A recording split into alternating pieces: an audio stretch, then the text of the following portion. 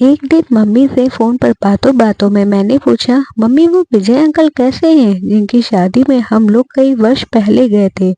बहुत दिनों से सोच रही थी। अब जब भी आपसे बात करूंगी तब जरूर पूछूंगी कैसी चल रही है उनकी जिंदगी। उनकी पत्नी बहुत सुंदर है, देखते ही वो मन को लुभा गई, कितने आकर्षक है। मम्मी ने कहा, अरे अच्छा याद दिलाया, मैं तुम्हें बताना भूल गई। उनकी शादी के कुछ दिन बाद मैं बैंक गई तो पूछा, मैनेजर विजय नहीं दिख रहे। तो पता चला उनका ट्रांसफर हो गया भोपाल। फिर बात आई गई हो गई। एक दिन शाम को अचानक विजय बख्शी आए। हम लोग आश्चर्यचकित हो गए, अरे वाह इतने वर्षों बाद। वो बोले, हाँ शादी के थोड़े दिन बाद मेरा ट्रांसफर हो गया था।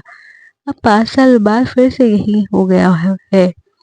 हम लोगों ने कहा, यह तो बहुत अच्छा हुआ। बैग भी सुना सुना सा लगता था। पापा ने कहा, अरे और बताओ कैसी चल रही है तुम्हारी जिंदगी। तुम तो बिना बताए ही चले गए शादी के बाद। बहू के साथ घर बुलाने का मौका भी नहीं दिया। बहू कैसी है, बच्चे वगैरह क्या हैं। विजय ने हमें बताया, सब कुछ बहुत अच्छे से चल रहा है। 2 बच्चे हमारे बहुत प्यारे हैं, लेकिन मैं आप लोगों को इसके पीछे की कहानी बताना चाहता हूँ। अब आप लोगों से क्या छिपाए। ये बातें हम किसी से नहीं कही और ना कभी कहेंगे। पता नहीं क्या आप लोग से कहने का दिल कर रहा है। हमने कहा, क्यों क्या हुआ, प्रीति अच्छी तो है। हाँ भाभी जी बहुत अच्छी हैं। प्रीति घर को परिवार की अच्छी तरह देख रही है। तो फिर क्या हुआ, विजय बोले। शादी के रात को जब हम प्रीति से मिले तब प्रीति ने कहा, मैं आपसे कुछ कहना चाहती हूँ। मैंने कहा, क्या। वो बोली, शायद जो मैं कहना चाह रही हूँ उसे सुनकर आप मुझे और मेरे परिवार को माफ नहीं करेंगे। मैंने कहा, ऐसी क्या बात है प्रीति। प्रीति ने बताया, मेरी शादी के बाद मेरी मम्मी को एक सहेली ने की थी। एक दिन अचानक मेरे घर आंटी आपको और आपके परिवार को मेरे घर ले आई और आपके मुझसे मिलवाया।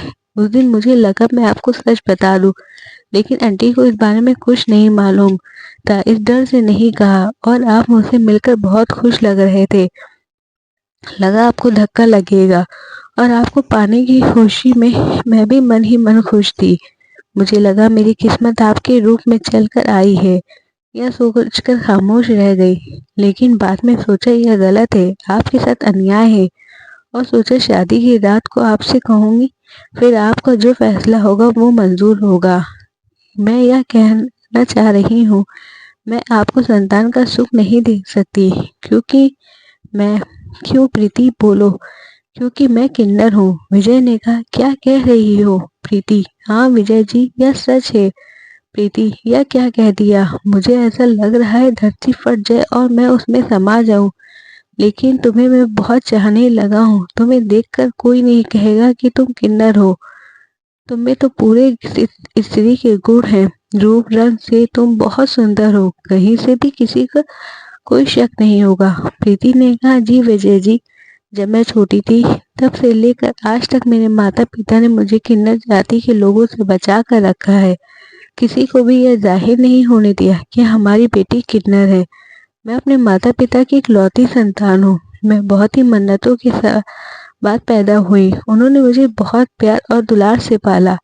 मेरी माँ पिता को सोचना था कि शादी तो करनी नहीं है, ये मेरी बेटा दोनों ही है, लेकिन वो आंटी ने सोचा इनकी बेटी बड़ी हो गई है, मैं अचानक कोई रिश्ता लेकर जाऊंगी तो मेरी दोस्त बहुत खुश हो जाएगी। लेकिन मेरी माँ खुश नहीं, दुखी हो गई थी। उन्होंने उस समय आप लोगों का स्वागत किया और कुछ भी जाहिर नहीं होने दिया, सब कुछ भगवान पर छोड़ दिया। माँ ने यह बात इसलिए किसी को नहीं बताई कि अगर किन्नर जाति के लोगों को पता चलती तो वो लोग मुझे ले जाते। मैं आपको धोखे में नहीं रखना चाहती हूँ, इस कारण मैंने सच बता दिया। आप विजय जी परेशान ना हो, मैं बिना कुछ कहे और यहाँ से चली जाऊंगी। सारा इल्जाम अपने ऊपर ले लूंगी कि मेरी जबरदस्ती शादी की गई, मैं किसी और से करना चाहती थी। विजय बोले, प्रीति, इतने दिनों से तुमसे बात करते करते मुझे तुमसे प्रीत हो गया है। अब मैं तुम्हें बदनाम नहीं करना चाहता, मैं तुम्हें अपना नाम देने के लिए यहाँ लाया हूँ। प्रीति, मेरा एक गलत कदम दोनों घरों की बदनामी कर देगा। मैं आज अभी कसम खाता हूँ कि इस स्थिति में मैं तुम्हारे साथ जीवन यापना करूंगा और किसी को भी कुछ पता नहीं चलने दूंगा। प्रीति ने कहा, विजय जी आप महान हैं, और कदमों पर गिर गई। मैंने सोचा भी नहीं था मेरी किस्मत में आप जैसे इंसान का साथ होगा। मैंने पति के सुख की तथा परिवार की कभी कल्पना भी नहीं की थी। मैं धन्य हो गई आपका साथ पाकर। भाभी जी, कुछ समय बाद हम भोपाल चले गए और हमने 2-2 साल के अंतर में एक लड़का एक लड़की को गोद ले लिया। आज लड़की 4 साल की और लड़का 2 साल का है। प्रीति ने माँ का फर्ज बखूबी निभाया।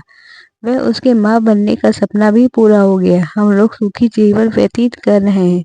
मम्मी ने बताया कि फिर हम दोनों ने विजय जी को सैल्यूट किया और आशीर्वाद दिया। तुम धन्य हो, महान हो, ऐसा कोई नहीं करता जो तुमने किया। उन्होंने कहा, शायद मेरी किस्मत में प्रीति ही लिखी थी, इसलिए तो हमारी शादी हुई। शादी के बाद मैं उसे छोड़ दूं, यह कहाँ का न्याय है।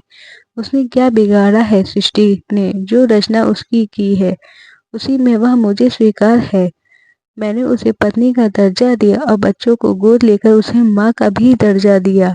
अब हम खुश हैं। जो मेरे भाग्य में लिखा था वह मुझे मिला। इसमें दोष किसी का नहीं है। कहानी अच्छी लगी हो तो लाइक शेयर कमेंट करें। अब तक ये चैनल मेरा सब्सक्राइब ना किया हो तो प्लीज़ सब्सक्राइब करें। Thanks for watching.